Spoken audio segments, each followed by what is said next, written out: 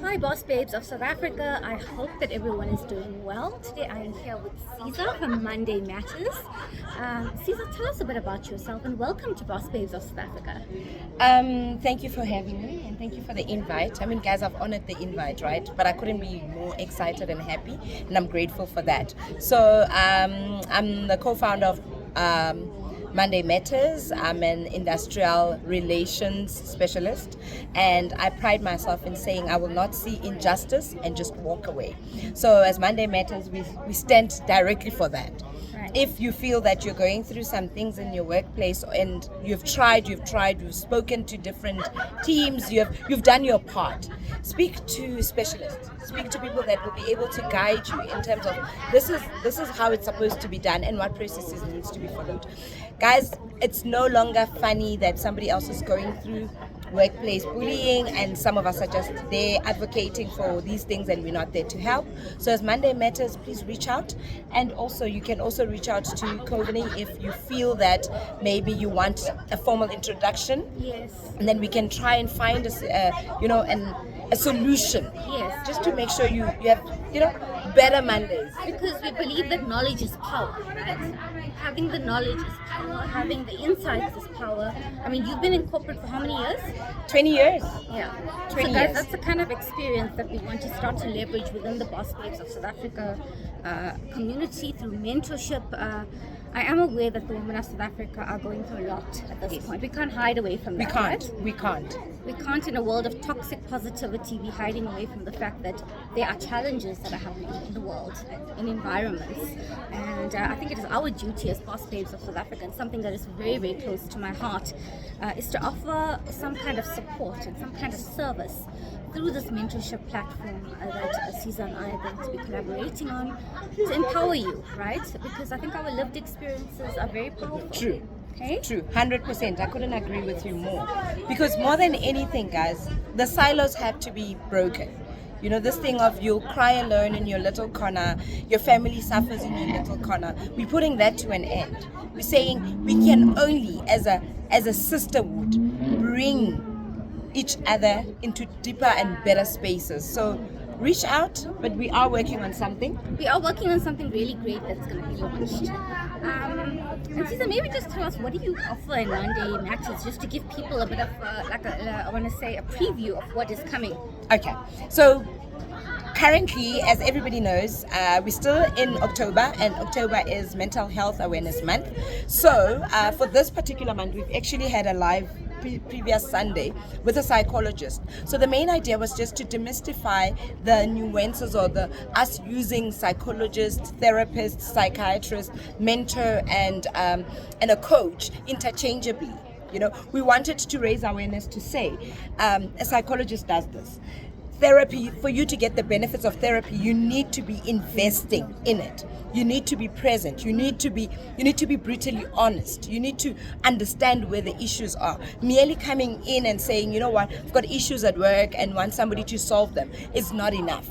Therapy, you sit there, psychologists will give you some ways of getting the situation better and so forth. So this month we are focusing solely on that. I was actually meant to reach out to you because I need a mentor from the mentorship port, so that we can have a talk with the mentor, because we want to also give you some definitions of what a coach does as well as what a mentor Yes, very different, does. very because different. those are not two different things, guys.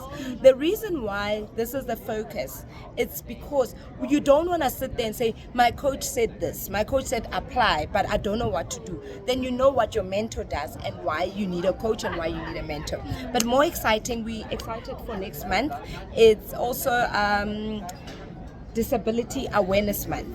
So there's a few things that we have lined up for the next month, as well as December being 16 days of activism. There are also stuff that we need to start working on and collaborating on. Yeah, because So- GBV is just, Yes. it's not a joke, guys. We think it's a joke, and we think GBV is only physical, right? And GBV is it's also emotional. in workplaces. It's emotional. GBV, It's guys, what is people also are in saying. workplaces. It's also in workplaces where you have a male boss that feels that because you're a female, you need to reduce yourself. So we need to start being very intentional with our existence, guys. In saying that, I think, yes, follow us and then see the loads and loads of information that we'll be sharing. It's Monday Matters. If it matters to you, you can change it. And we are here for you. And before you go, what are some of the challenges that people come to you with in terms of what they're struggling with at present? Okay, so guys, the major, there's, we talk about quiet quitting. Now there's also quiet firing. Oh wow! So What people is that? come, and speak to us about things like, I've been worked out, and you'll hear people saying it's constructive dismissal. If you're saying something that your manager doesn't like, or you're saying things that keep maybe the abuser or your leader uncomfortable, let me tell you, it's something where they work you out, and to say there is no way that I can stay here. That is called quiet firing. They've worked you out of the system without you even knowing. Yes, you do hand in your resignation, but you are actually fired by virtue of you stood your ground and it made somebody else uncomfortable.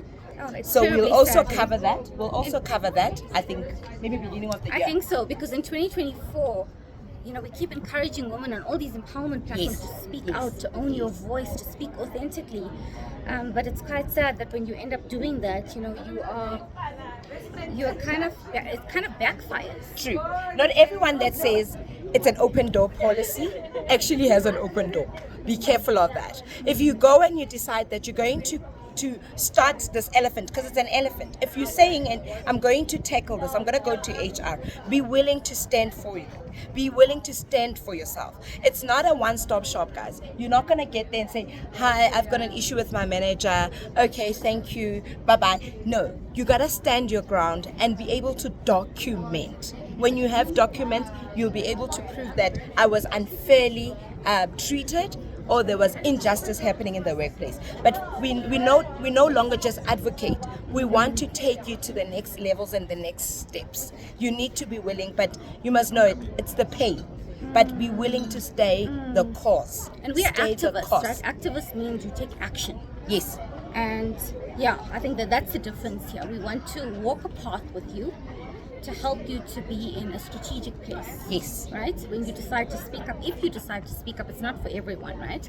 But if you have this calling that, I want to own my voice, something is not right, something irks me inside of my soul, then this is going to be, our collaboration in terms of our offerings that we're going to be sharing with all our boss babes of South Africa. And I think it's going to be incredible. I can't wait, actually. Thank you so much, Cesar. I think we're going to walk a very authentic journey together, and I think we're also going to walk a very relevant journey together, because this is just every second person that we meet. We were just at an event right now. Every second person seems to be going through some kind of harassment or bullying.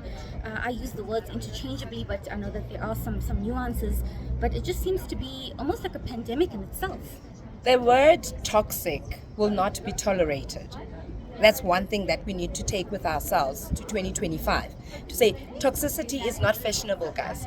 Saying I come from a toxic environment is not going to be the word that we're using next year. But you need to stand up. You need to stand up and stand your truth. Stay the course. Own your story. It is your life. You don't have another one. Don't let somebody else rob you of the opportunities of growth, opportunities of being the best that you can be.